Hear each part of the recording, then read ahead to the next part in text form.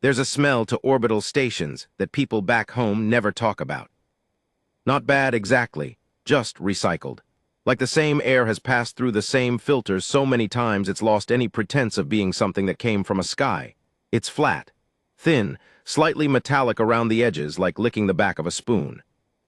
You get used to it after a few months, same way you get used to the faint vibration in the floor plates, the soft hum of the gravitational stabilizers running under your feet at all hours, the way certain corridors always smell like coolant no matter how many times you flush the lines.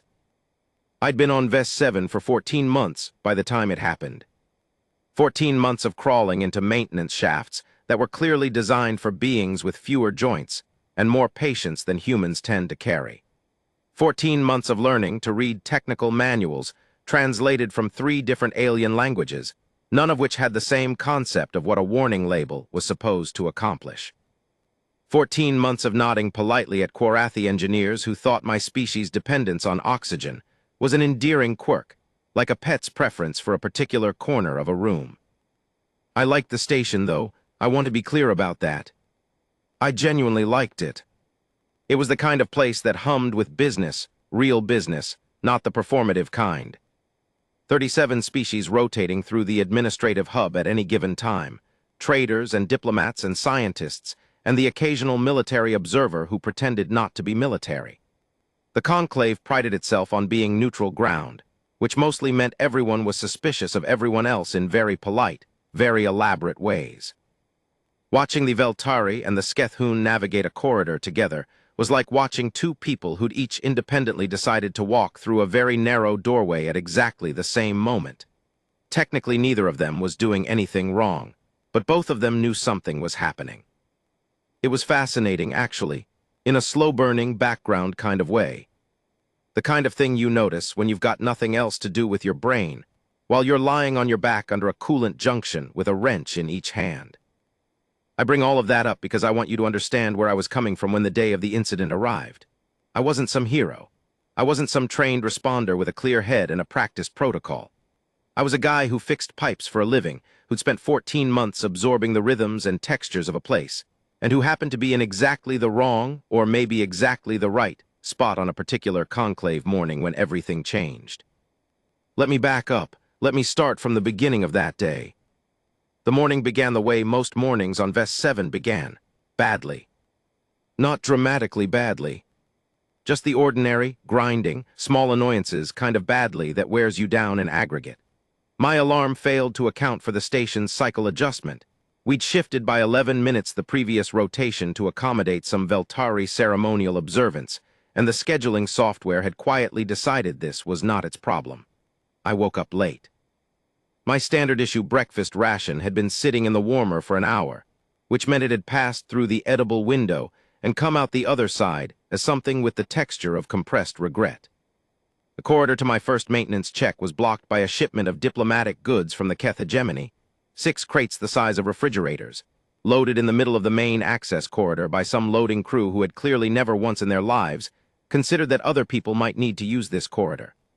I had to root around through the secondary passage, which added 12 minutes and took me past the staff mess, where someone had cooked something that smelled aggressively of synthetic sulfur. By the time I got to my first junction check, Coolant Loop 7, near the administrative wing, I was mildly irritated in that specific way that doesn't quite qualify as a bad mood, but definitely affects the quality of your morning. The administrative wing was quieter than usual. That's the first thing I noticed, actually. Not quiet in the alarming way, not the sudden hush that drops like a curtain when something's wrong. Just quieter than the background hum I was used to. Fewer footsteps in the corridors. The usual cluster of junior diplomats who gathered near the vending units around this time was down to 2 people instead of 8. I chalked it up to the council session. There was a big one scheduled that cycle. One of the quarterly reviews where the senior representatives of the major conclave factions sat down together in the Grand Chamber to argue about resource allocations and territorial boundaries, and the 100 other things that occupied beings with power and too much time to think about it. On council session days, the administrative wing always thinned out. Everyone who could be in that chamber was in it. Everyone who couldn't was watching feeds in their quarters or pretending to work while actually watching feeds on their personal units. I didn't think about it much. I had coolant lines to check. Loop 7 was running fine. A slight pressure variance in subjunction C that I noted for the record, nothing requiring immediate action. I moved on to Loop 8, then the filtration manifold in Corridor 19, then the recirculation pump in Sublevel 2. Standard morning, methodical. The kind of work that empties your head out because your hands know what they're doing and your brain can just drift. It was during this drift that I started noticing the other thing. The other thing was a sound. Not loud, not alarming, more like a frequency at the edge of hearing, not quite a hum, not quite a tone. Something that pressed very lightly against the edges of my awareness the way a color presses against your perception in your peripheral vision. You don't quite see it. You know it's there. I paused near Sublevel 2's access junction, head cocked slightly, trying to figure out if it was a vibration in the wall panel or something running in the ductwork. I pressed my palm flat against the corridor wall, felt nothing out of the ordinary. I kept working. It was maybe 40 minutes later. I'd moved up to the mid-level maintenance corridor that ran parallel to the grand chamber's outer wall, when the sound resolved itself into something I could actually place. It wasn't mechanical. It wasn't from any pipe or pump or filter system. It was a child crying. Low, exhausted crying.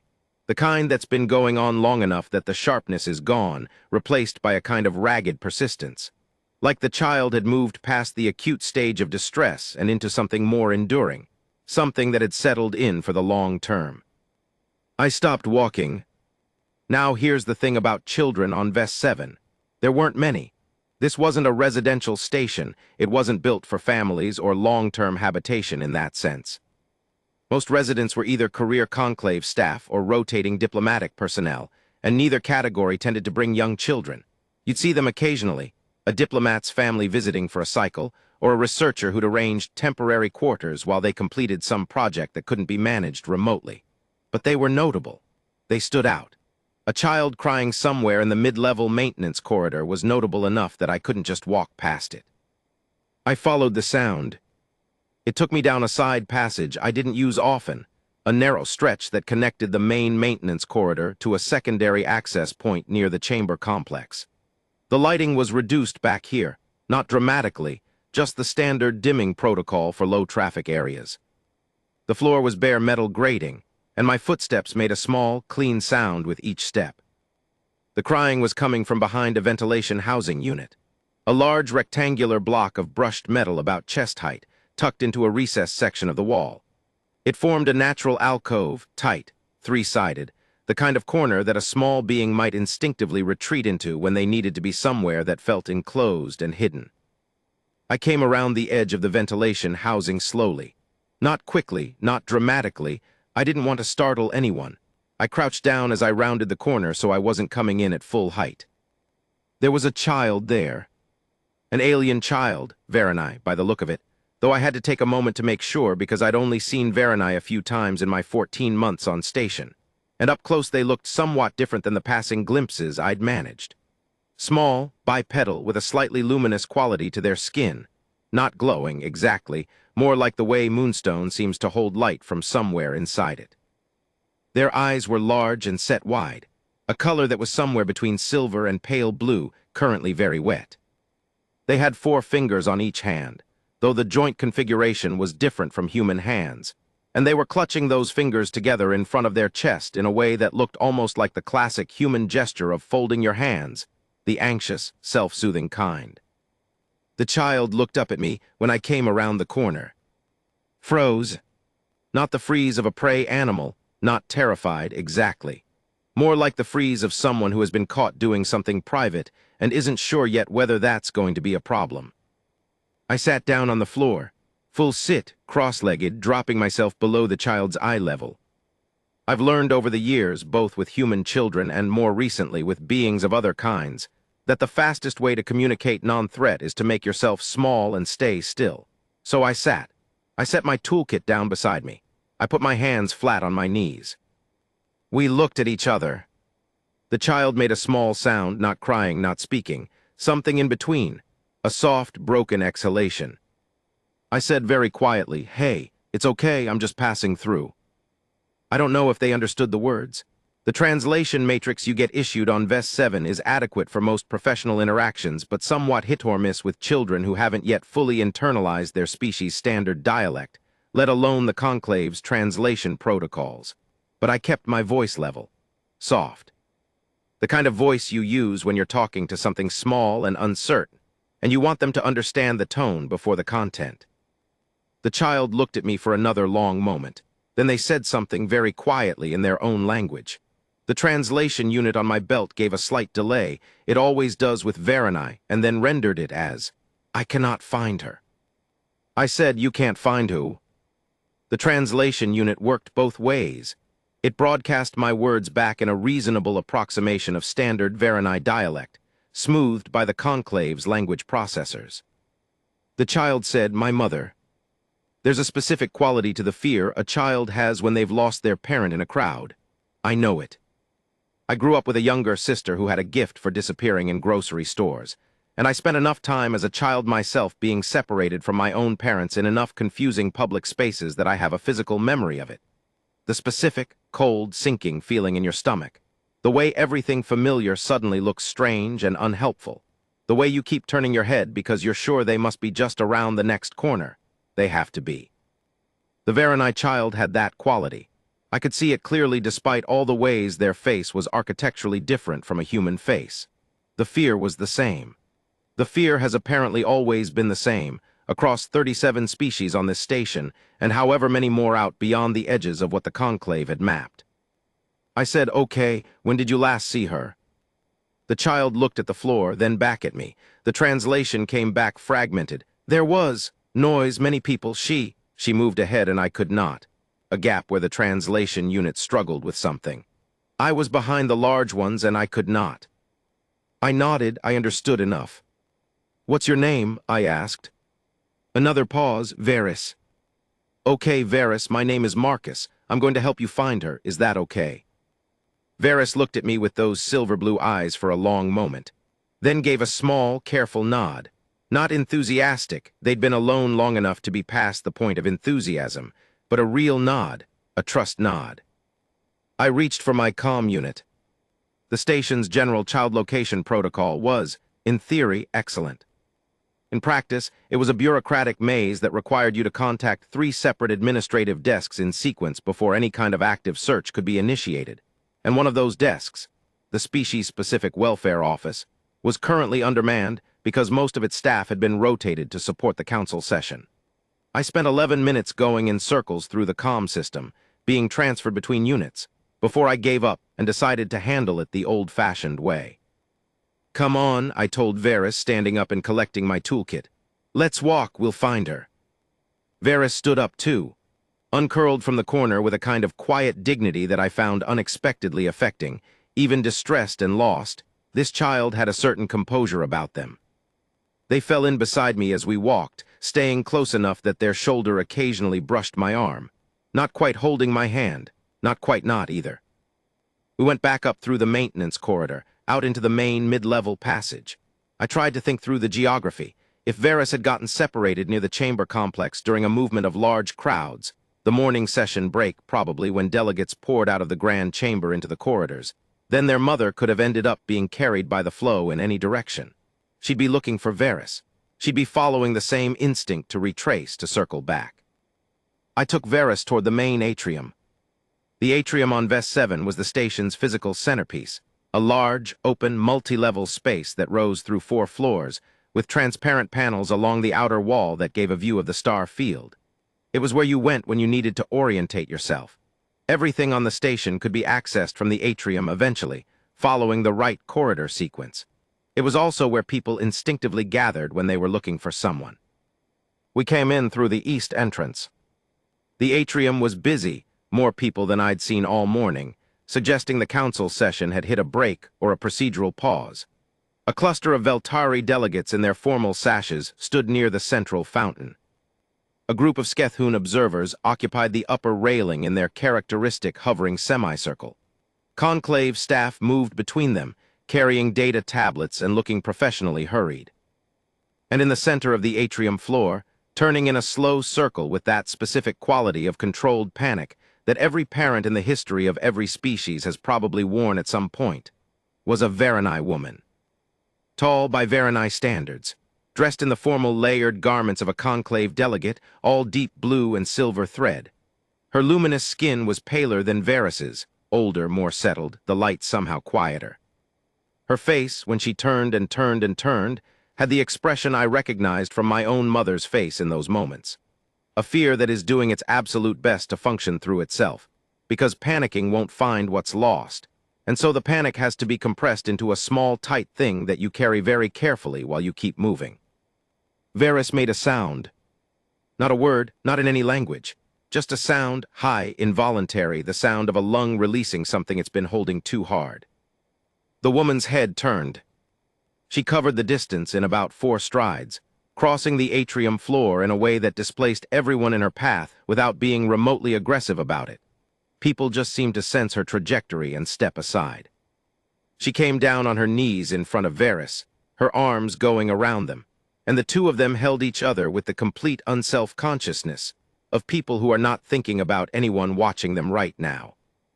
I stood back a little, gave them space. After maybe 30 seconds, the woman raised her face and looked at me. Her expression was complicated, relief, still running so hot it was almost painful to watch, and underneath it something searching, an assessment. She said something in Varanai. My translation unit rendered it as, "You found my child." "They found me," I said honestly. "I just walked them back out." She looked at me for a moment more. Then she said very deliberately in halting but clear standard, "You are kind. Human." She said human not as a category or a label, the way some species did when they were being clinical about it. She said it almost the way you might say someone's name, like it was specific, like it meant something more than taxonomy. I didn't know what to say to that, so I just nodded. She stood up, keeping Varys close, and I noticed for the first time that her delegate's sash carried a conclave seal I didn't recognize offhand, a double crescent pattern that I associated, vaguely, with some kind of senior advisory role. I made a mental note to check later and forgot immediately, because there was a small hand briefly touching my forearm. Varys, just a touch, the pads of those 4-fingered hands light as paper, looking up at me with those wide silver eyes. "Thank you," the translation unit said. I said, "You're okay now." And then conclave business swept back in around the 3 of us, and I had coolant lines to check, and we went our separate ways. I thought about that encounter for the rest of the day. Not dramatically, not in a way that felt significant at the time. Just in the background, the way interesting moments sit in the back of your head while you're going about your afternoon, the specific quality of the woman's fear, the composure Varys had even in distress, the way she'd said human. I found out that evening, checking the public session logs out of mild curiosity, that the Varanai delegate attending the council session was someone named Liaison Primary Seri Veth, one of the senior advisory members from the Varanai Compact, with a formal role in the resource negotiation currently being contested between 3 conclave factions. She'd brought her child to the station because Varanai culture, I read in a footnote, considered the separation of a parent from their young child for more than a certain time period to be a significant social and psychological disruption. The conclave had made accommodations. I didn't connect this information to anything in particular, I just noted it. Filed it away in the part of my brain that processed interesting context, and then moved on. I went to sleep that night without any sense that tomorrow was going to be anything other than another maintenance day on an orbital station, full of flat, recycled air and minor bureaucratic frustrations, and the endlessly interesting background hum of 37 species trying to coexist. I was wrong, obviously. The next morning came in cleaner than the day before. My alarm worked correctly. The breakfast ration was within its proper window. The corridors were clear. I picked up my toolkit from its charging dock, noted a work order for a pressure seal check near the chamber complex, and headed out with something approaching a decent mood. The chamber complex was quiet when I arrived. The council session wasn't scheduled to resume until midday. The morning was designated a rest period after the previous day's extended proceedings, which had apparently gone significantly over time. I had the service corridor largely to myself, which I appreciated. Pressure seal checks require a certain amount of concentration, and I preferred to do them without having to flat myself against the wall every 30 seconds to let a passing delegation through. The chamber complex at this hour had a particular quality. Solemn, almost. The grand chamber itself was through a set of triple-reinforced doors to my left, sealed, the status light showing the ceremonial lock that meant no entry until the session resumed. To my right, a series of delegate preparation rooms and waiting areas, most of them empty. The main atrium access was at the far end of the corridor. I was halfway through the pressure seal check on Junction 4 when I heard the first footsteps. Not the light, purposeful footsteps of station staff on their rounds. Something heavier, more deliberate, more than one person, coming from the atrium access end of the corridor. I paused, didn't look up immediately, partly because I was mid-reading on a pressure gauge, partly because footsteps in a corridor aren't inherently alarming. But I tracked the sound subconsciously, the way you track motion in your peripheral vision. They stopped nearby. I looked up. There were 4 of them. 4 galactic enforcement soldiers. Or at least, that's what the insignia on their environment suits suggested. Galactic Enforcement was the Conclave's nominally independent security force, technically answerable to the Council Chamber, but in practice functioning more like a contractor, hired and directed by whoever was paying the most careful attention to the Conclave's internal politics at any given moment. They were not human-sized. None of them. The Enforcement Corps drew from several species, and the particular configuration standing in this corridor ran to large. The tallest was easily 2.5 meters, broad-shouldered in the way that certain species evolved when the gravity on their home world ran high. Their suits were dark gray, matte-finished, with the enforcement sigil picked out in the silver that the Corps used as its identifier. Visors down, faces hidden. 4 of them standing in a loose formation in the corridor. And in front of them, between them and the far wall, standing in that specific spatial relationship that means you are not where you are by choice.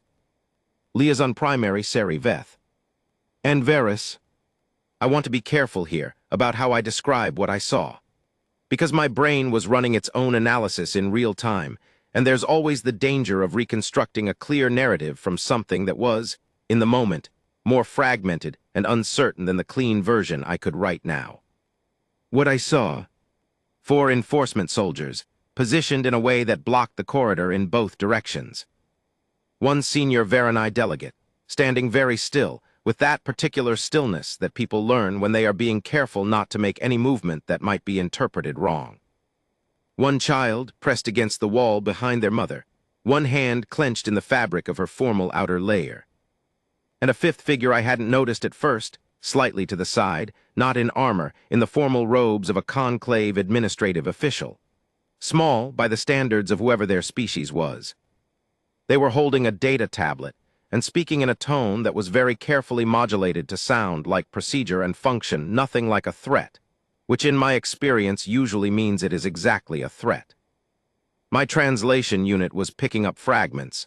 I couldn't get the full context. The official was speaking quickly and in a formal register that the unit had to work harder at. What I caught: a review of access authorization, compact delegation credentials, pending council ruling, temporary administrative detainment. Detainment. I stood there with my pressure gauge in my hand and felt something settle very heavily in my chest. Now, I want to be clear about something. The politics behind what I was probably looking at were above my pay grade by several orders of magnitude. I didn't know the full context of the Varanai Compact's current position in the resource negotiation. I didn't know what pending council ruling meant in practical terms. I didn't know whether what was happening was legal under conclave law, semi-legal, technically legal in the narrowest interpretation of the word, or something else entirely. What I knew was this: a woman and her child were standing with their backs to a wall, surrounded by 4 armored soldiers, while someone read procedural justification at them from a tablet. And the child's face, the one I could see half hidden behind her mother, was wearing a look I recognized. Not because I'd seen it on an alien child before, because I'd seen it on human children, on human faces of any age, when the people who are supposed to be in control of a situation are using that control in a way that doesn't feel safe. The look of someone who is very, very frightened and is trying to be very, very small. I didn't make a decision, exactly. I'm not sure I've ever made a clean, considered decision in a genuinely pressured moment in my life. What happened was more like a direction becoming obvious. The way a slope becomes obvious when you're already sliding. I walked over to the group and I said, very normally, the way I might say it to a maintenance crew blocking access to a junction, "Hey, excuse me." All 5 of them looked at me. The administrative official stopped talking. I positioned myself, and I didn't do this with any tactical thinking. It happened before I'd consciously arranged it, about half a meter to the left of Sari Veth, which put me partially in the space between her and the nearest soldier. Not blocking, not confronting, just in the space.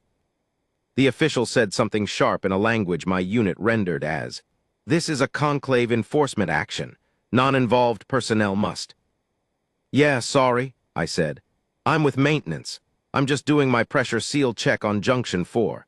I heard some of what you were saying, and I'm not sure I understood it correctly. Are you telling the delegate she needs to come with you right now?" There was a pause. The administrative official was clearly recalibrating for the unexpected variable of a human maintenance worker, with a pressure gauge asking earnest questions. "This is not a matter for maintenance personnel," they said. "I understand that," I said pleasantly. "I'm not trying to get in the middle of anything official.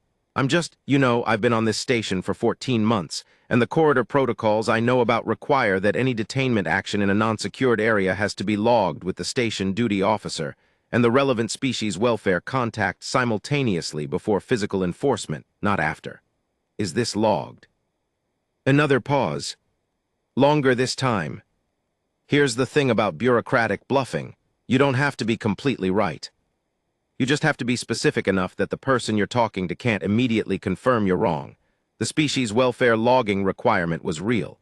The simultaneous dual filing requirement was something I'd seen in a document once and wasn't entirely sure applied in this context.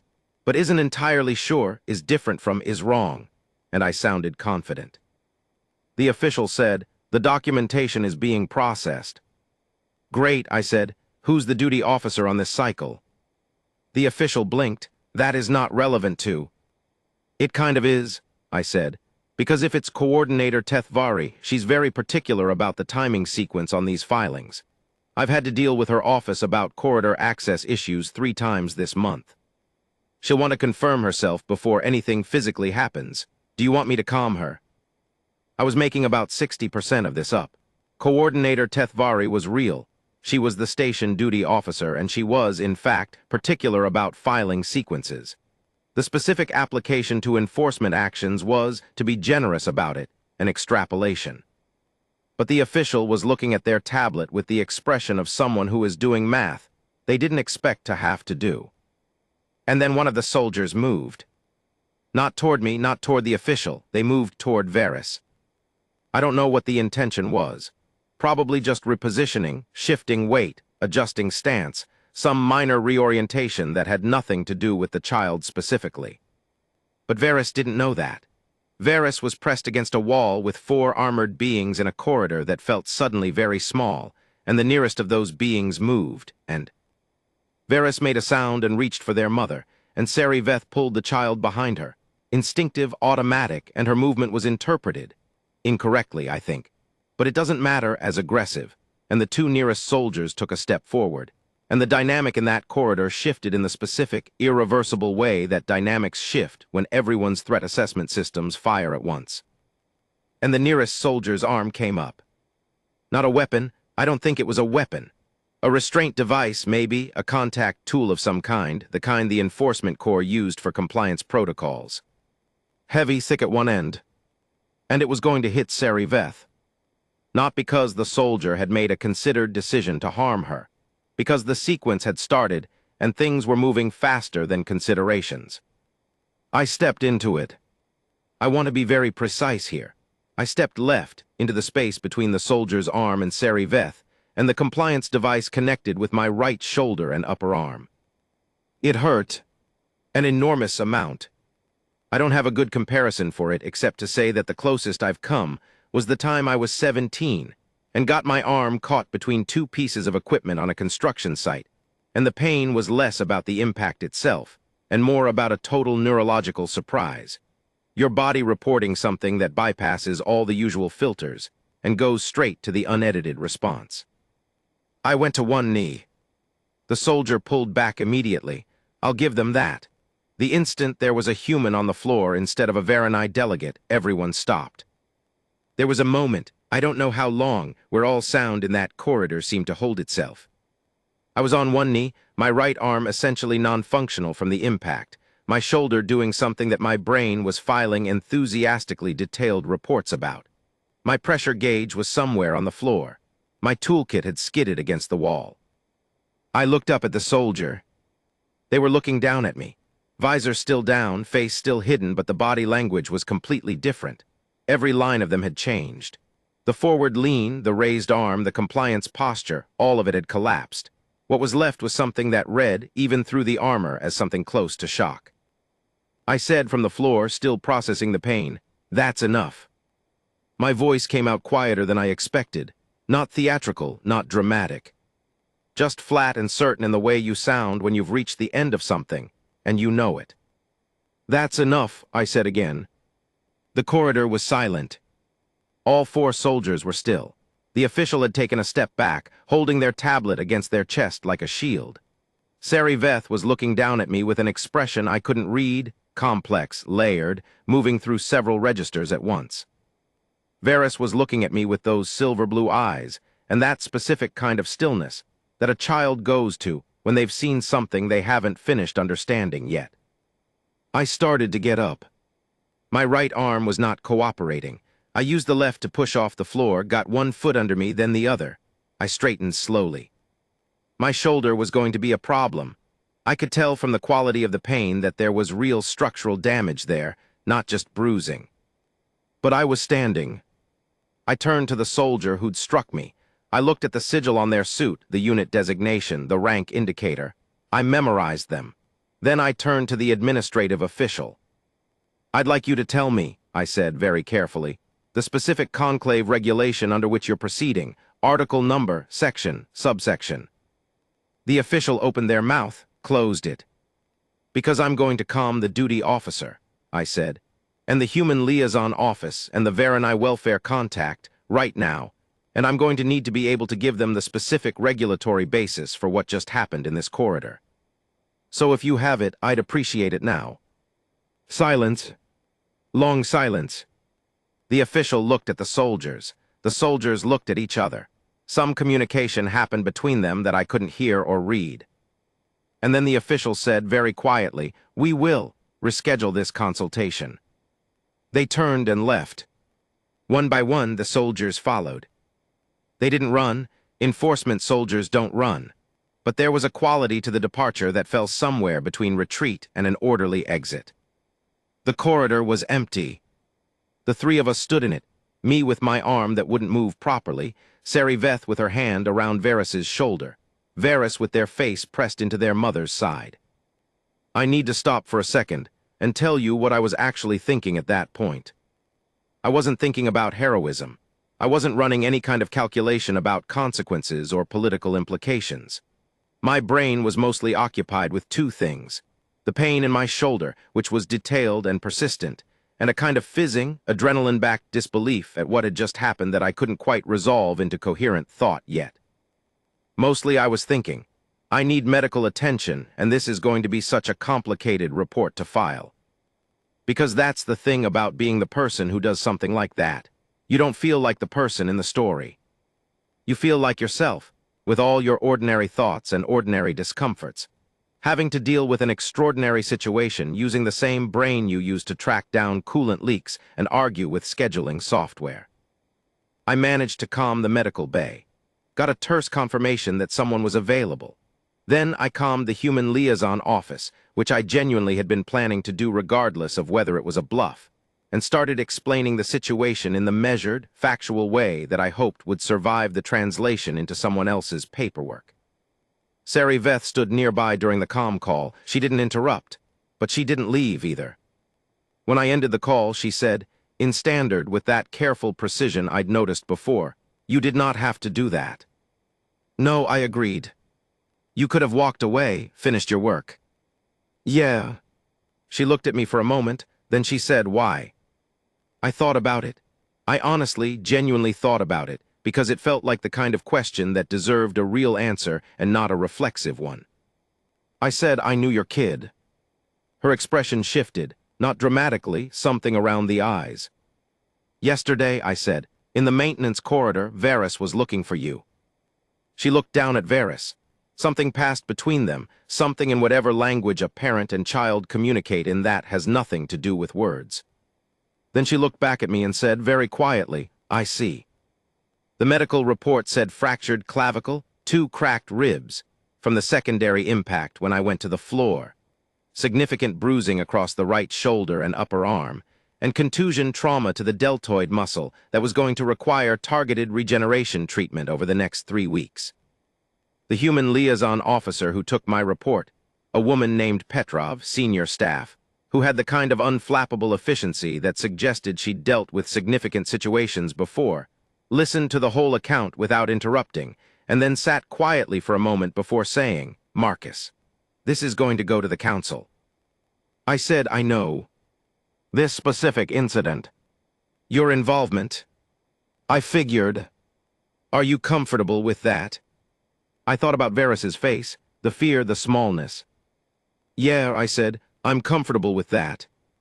It went to the council 2 days later. Not because I pushed for it.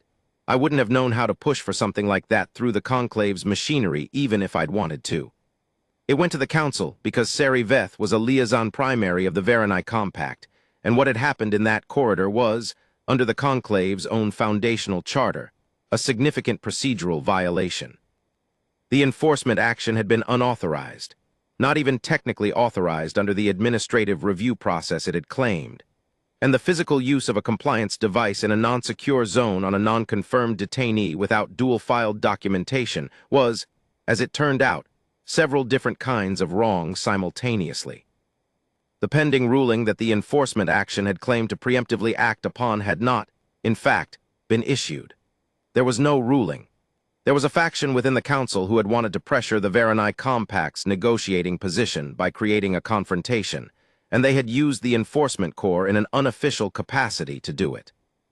This was the part I didn't know until later, the political architecture behind the corridor. The way my 12-minute conversation with the administrative official fit into something much larger. I found out in pieces over the following 2 days, through a combination of official briefings from the liaison office and the somewhat less official corridor conversations that happen on any station small enough that everyone knows everyone's business eventually. By the time the council session reconvened and the incident was formally brought to the floor, I had a reasonable working understanding of what had happened and why. What I didn't have was any expectation of what would happen in that chamber. I wasn't supposed to be in the grand chamber. Let me be clear about that. Maintenance technicians don't attend council sessions. We don't have floor access, we don't have the clearance codes for the formal entry sequence, and we don't generally have any business there. The grand chamber is for delegates and their staff, and whatever diplomatic observers the session allows, not for the people who keep the ventilation running. Petrov got me in. I don't know exactly how. She made a calm call, cited something about direct witness testimony being relevant to the formal record, and 20 minutes later I had a temporary observer pass and a very clear set of instructions about where to sit and when to stay quiet. I put on the cleanest uniform I had. It wasn't formal. It was still maintenance issue, with the utility pockets and the sector patch on the sleeve and the small smudge of grease near the left cuff that I'd tried to get out and hadn't quite managed. I still had my arm in a stabilizing brace, which the medical bay had fitted me with that morning. I sat in the observer gallery on the left side of the chamber, 6 rows back, and I looked at the grand chamber for the first time from the inside. It was bigger than I'd imagined, which is always the way with spaces you've been walking past the outside of for over a year. The ceiling vaulted high, high enough that the upper portion was softly dim, the station's ambient light not quite reaching it.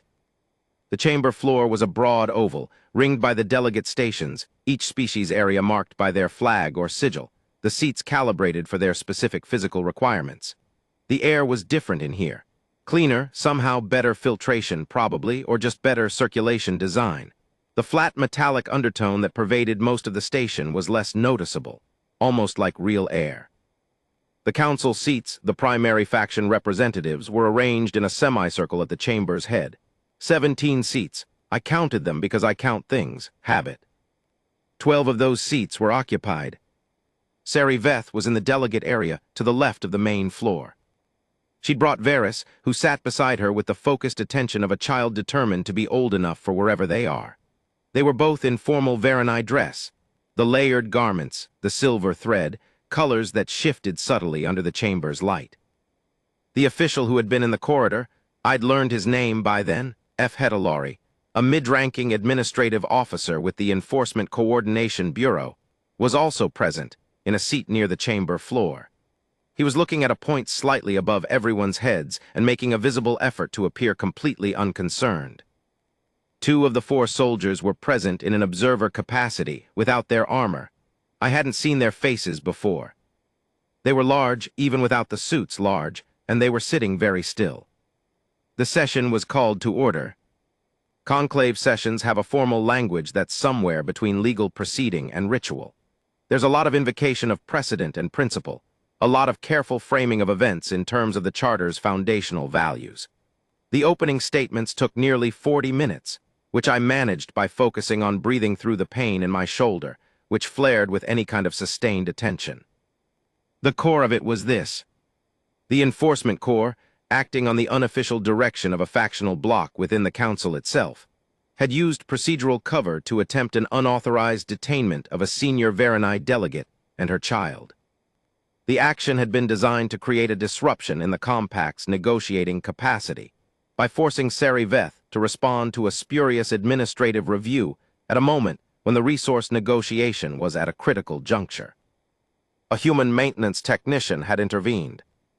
The intervention had been physical. The compliance device had struck the human. The human had sustained documented injuries. These were the facts. They were presented dryly in the formal language of the chamber by the session's presenting officer. Then there was an extended back and forth that I followed imperfectly, involving the factional bloc's representative defending the action as legitimate administrative procedure, the Varanai Compact's response, delivered by Sari Veth herself, in a voice that was so completely controlled, it was almost more frightening than anger, and several other faction representatives weighing in with varying degrees of carefully phrased concern. I sat in the gallery and watched. My arm hurt. The chair was designed for a species whose body proportions were somewhat different from mine, and finding a comfortable sitting position was a minor ongoing negotiation. After about 2 hours of this, the presenting officer said something that involved a phrase my translation unit rendered as the testimony of the intervening party. There was a pause. Then Petrov, sitting 2 seats to my left, touched my arm lightly and said, "That's you." I walked down from the gallery to the chamber floor. The room was enormous, and the distance from the gallery stairs to the floor was not long objectively. But I felt every step of it with the specific, exposed quality of knowing that a lot of beings who were not human were watching a human walk across their floor. I stopped at the designated speaker's position, a small circular marker on the chamber floor, inlaid in the station's standard floor material, something between brushed aluminum and polished stone. I looked at the council seats. 12 faces, or not faces exactly, 12 representative presences, each as different from the others as they were from me. The Veltari councillor with their layered bioluminescent display that served as facial expression. The Skethun representative in their hovering support unit, their membrane wings folded and still. The Korathi delegate, compact and utterly still in the way their species went still when they were concentrating. 8 others. And at the center of the semicircle, the position reserved for the session's presiding councillor. A Keth representative named something my unit translated approximately as Voharenthes, one of the oldest serving council members, who had been on Vest 7 for what I'd been told was longer than my species had possessed interstellar travel. Voharenthes looked at me. I looked back. "You are the human," they said, not unkindly, just precise placing me. "Yes," I said. "Marcus Callahan, Environmental Systems Technician, rank III. You were present in the service corridor at the time of the incident." "Yes." and you physically intervened between the compliance device and the Varanai delegate. Yes. A pause. The chamber was very quiet. I was aware of the quality of that quiet. It wasn't the quiet of an empty room. It was the quiet of a room full of beings who are choosing not to make sound. Voharentha said, "Why?" Not a question exactly, or it was a question, but it was also something else. An inquiry that wanted more than a legal explanation. I thought about lying. Not real lying, not fabricating something, but the softer version of it, giving the procedural answer. The one about filing requirements and the dual logging protocol and the specific conclave regulations I'd cited in the corridor. That would have been the smart answer. The one that kept my involvement within the frame of legitimate oversight function rather than personal choice. I thought about it for maybe 2 seconds. Then I said, because the day before I found her kid crying in a maintenance corridor. Varys, the child. They'd gotten separated in the crowd during the session break and they were frightened and alone. I walked them back to their mother. That was all, just walked them back. And when I was standing in that corridor the next morning and I saw those soldiers blocking a mother and her child against a wall and I saw the arm come up, I stopped, reorganized. I knew the kid, that's the honest answer. I knew the kid and I couldn't stand still. The chamber was silent. I kept going because I'd started and the words were already there. I'm not a political person. I fix ventilation and coolant systems. I have zero interest in the resource negotiation or whatever factional argument generated what happened in that corridor. I don't have an opinion about conclave law or enforcement protocols that's worth much. What I have is 14 months of being on this station and watching how the beings on it treat each other. And I've genuinely noticed, and I think about it, that most of you are trying. Most of the 37 species on this station are trying to figure out how to share space and resources and air with beings who are completely different from them, and most of the time they manage it. And the moments they manage it are usually small. Someone moves out of the way in a corridor. Someone adjusts their translation unit when they realize the other person is struggling. Someone sits down on the floor so a frightened child can see them as less threatening. Small things, they add up. I paused again. What happened in that corridor was someone using the machinery of this institution that's supposed to be about those small things adding up to frighten a child into compliance. And I couldn't stand still for that. Not because I'm brave, because I knew the kid. Silence. Real silence. The kind that has weight. I stood at the center of that enormous room in my maintenance uniform with my arm in a brace. And 12 council representatives and 200 beings in the gallery, and Sari Veth and Varys at the side of the chamber floor looked at me, and nobody spoke. Voharentha spoke eventually. Of course they did. Sessions have to proceed. That's what sessions do. But there was a gap before they spoke that I couldn't measure cleanly. It lasted longer than any pause I'd experienced in a formal setting. Long enough that I became very aware of my own breathing. Long enough that I noticed, in my peripheral vision, that Varys had turned to look at their mother, and Sari Veth was looking at the floor with an expression that I can't be certain, was the Varanai equivalent of someone who is doing everything in their power not to let something break through in a public setting. Long enough that the Veltari counselor's bioluminescent display had shifted to a pattern I didn't have a reference for, but that struck me, for no reason I could fully justify, as something like moved. When Voharentha spoke, they said, and my translation unit rendered this in the flattest, most precise standard it was capable of, which stripped whatever weight the original words had but couldn't strip all of it. This council will take a recess. Not a ruling, not a verdict, a recess.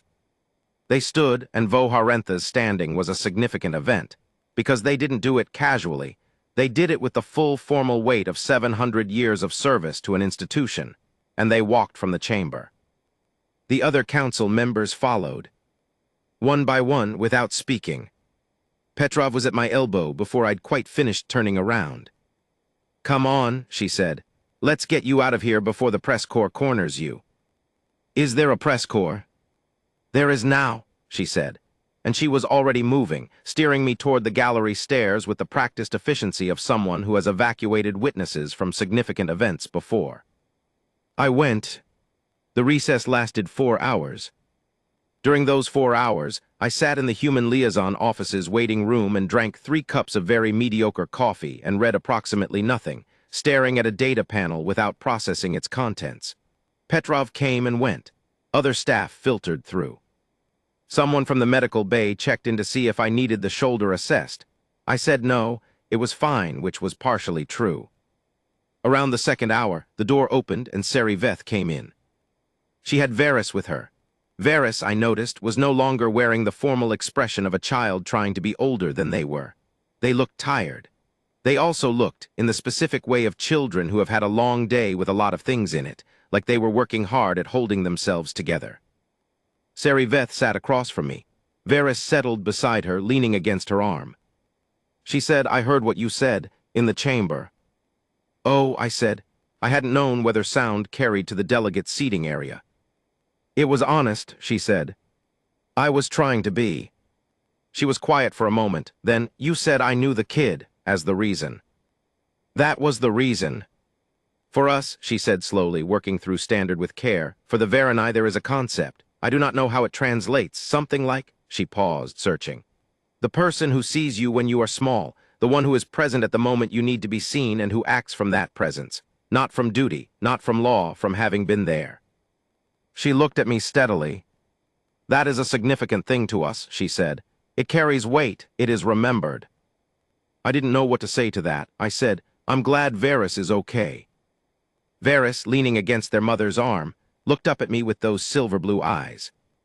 The translation unit caught what they said, even at that quiet volume. "You got hurt." "A little," I said. "Does it still hurt?" "A bit, it'll get better."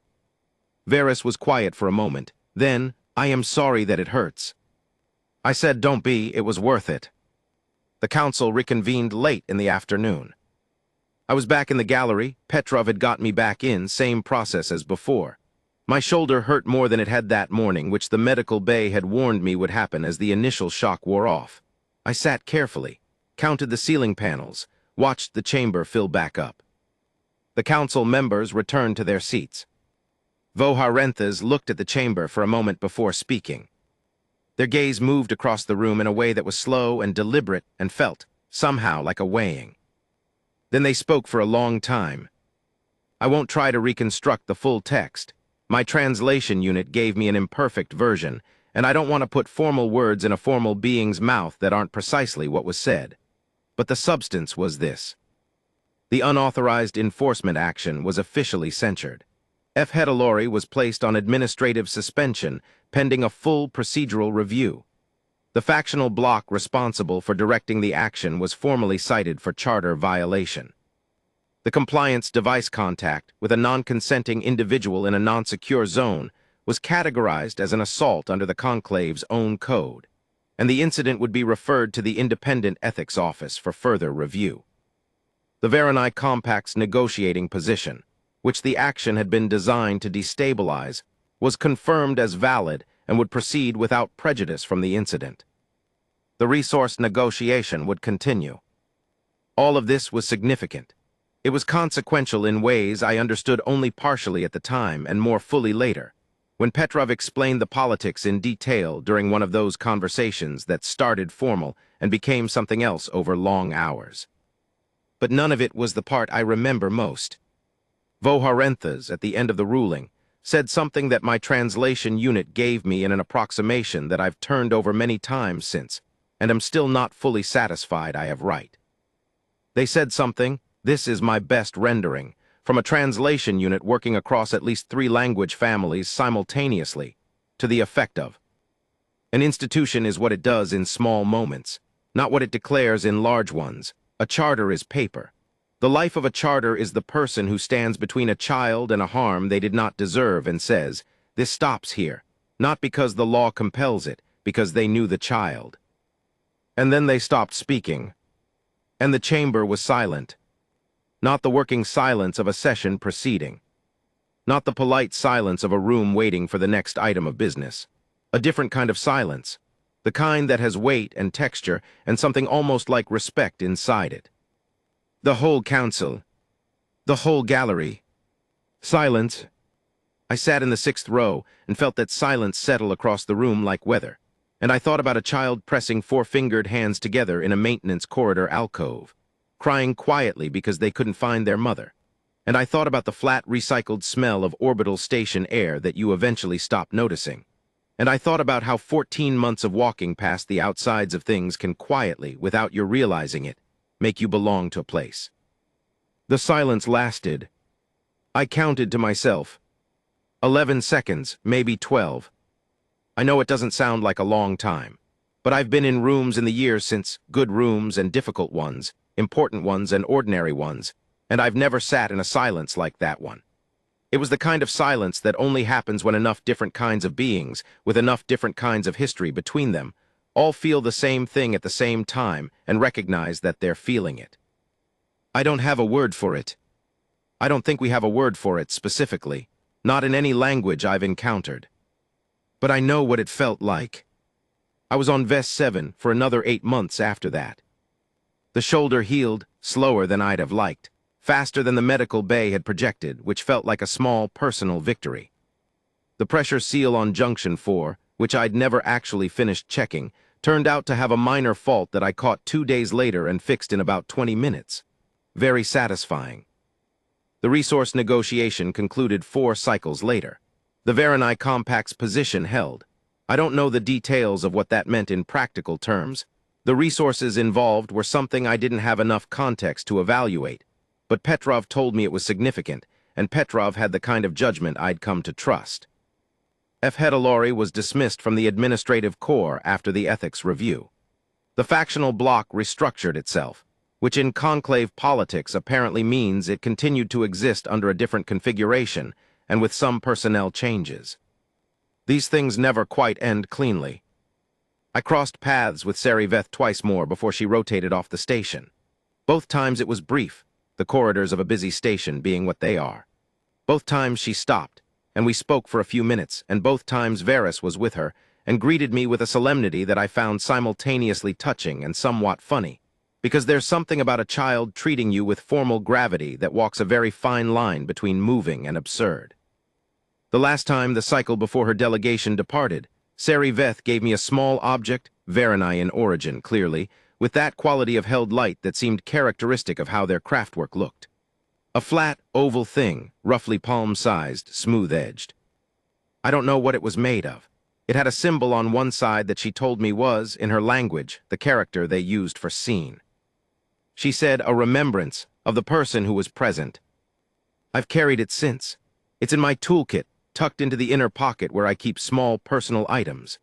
Every time I reach in for something else and my hand closes around it, I think about a child crying in an alcove near a ventilation housing, trying to make themselves small in a place that wasn't built for small things. I was transferred off Vest 7 about 8 months after the incident. Standard rotation, nothing to do with what had happened. I went to Conclave Hub 3, a larger station with more complex environmental systems and significantly better coffee. I put in another 3 years there. Good years, mostly interesting. But I still think about that corridor. I think about what it means, genuinely, not rhetorically, to know someone, to have sat on the floor of a maintenance passage with someone who was small and frightened, and to have that knowledge become the thing that moves you when everything else is standing still. I think about how little it takes in the accounting of it. A few minutes, a floor, staying low so you don't loom. I think about the silence in the chamber. 11 seconds, maybe 12. The whole council of the conclave, 37 species, centuries of politics, the accumulated weight of everything they'd built and protected and argued over, all of them quiet at the same time, for the same reason. There's something about that I haven't been able to put down. I'm a maintenance technician. I fix things that break. I understand pressure systems and filtration loops and the specific stubbornness of a coolant junction that won't seal correctly no matter what you try. I understand the satisfaction of a system that runs the way it was supposed to. I understand what it means when something is working. I think the thing I kept turning over in the months after is this. That room went quiet because something worked. Something that's supposed to work. Something that all those species, in all their different ways, had come to that station hoping to be part of had worked. Not through the formal machinery of governance. Not through procedure or policy, or the layers of charter that the conclave had built over its long history. Through a person sitting on a maintenance corridor floor with a frightened child and choosing to be there. That's all. That's the thing that made 37 species fall silent. I don't know if that's extraordinary, actually. I think it might just be what connection is supposed to look like, when it works, when someone chooses it. I've thought about it enough times now that it's just part of how I understand things, not an event anymore, a reference point, the thing I go back to when I'm trying to figure out what matters. It's like the recycled air on Vest 7, flat and thin and slightly metallic at the edges. You stop noticing it after a while, but it's the air you breathe.